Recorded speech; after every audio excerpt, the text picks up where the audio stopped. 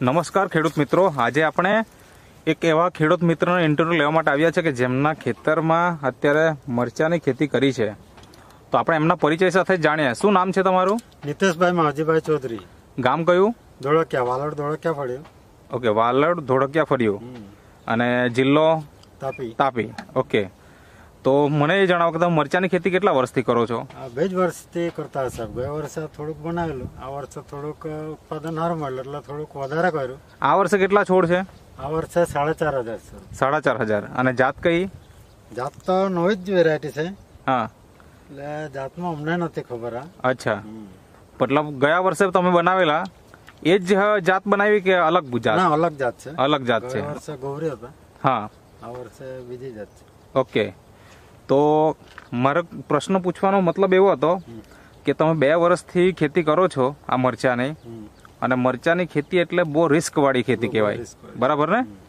તો અત્યારે આપણા ખેતરની અંદર એક ભાગ છે એ અત્યારે એવો દેખાય છે કે લીલોછમ, બરાબર, અને પૂરું ખેતર વ્યવસ્થિત દેખાય છે.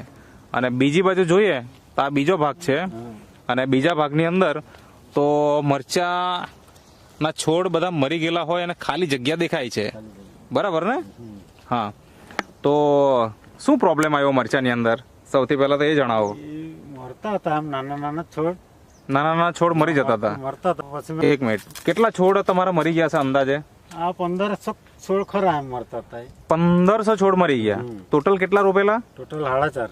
4.5 એટલે તો 1,500 તો મરી જ ગયા. એટલે 3,000 છોડ અત્યારે બચેલા છે. હવે માનો કે મતલબ તમારો પછી મતલબ આ મરવાનું પ્રમાણ ચાલુ થઈ ગયું, તો એ શું કારણ શું હતું કે કેમ મરવાનું, કેમ આ વખતે પ્રમાણ વધી ગયું? એ સર કઈ ખ્યાલ નહીં આવ્યો. પિંચિંગ કરી રેપથી.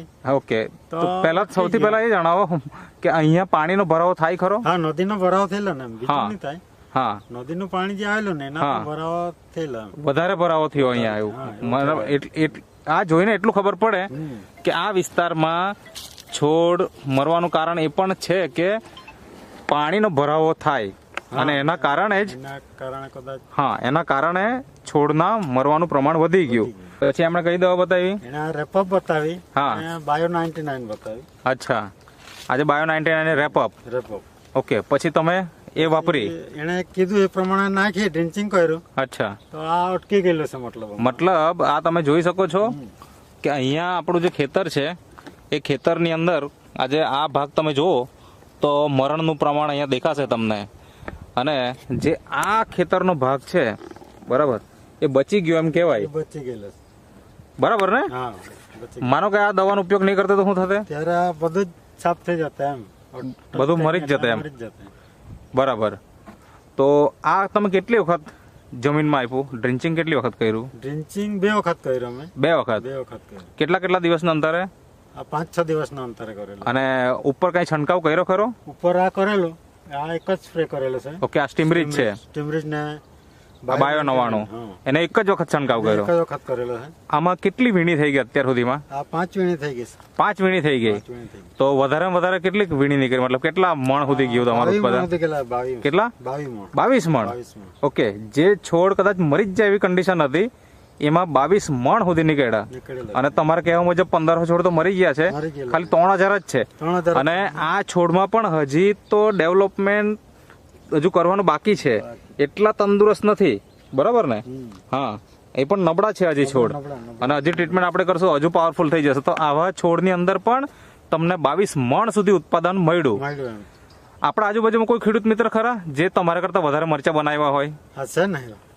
એમનું કેટલું ઉત્પાદન નીકળ્યું? કેટલા છોડ? એમના ઓછા જ છે ઉત્પાદન, મારા જેટલું એ લોકોનું નીકળ્યું. અચ્છા, મતલબ કેટલા છોડ? કેટલા એ લોકોના છોડ? એના 7,000 છે.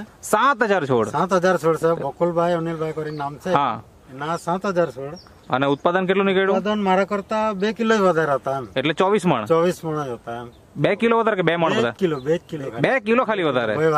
અચ્છા, તમારા કેટલા નીકળેલા ગયા વારીમાં? મારા 22 મણ નીકળેલા. 22 મણ નીકળેલા, અને એમના 22 મણ ને 2 કિલો? 2 કિલો વધારે. 2 કિલો વધારે, બરાબર છે. તો આ તમારે તો 3,000 જ છોડ છે અત્યારે એવું આપણે ગણીએ, બરાબર ને?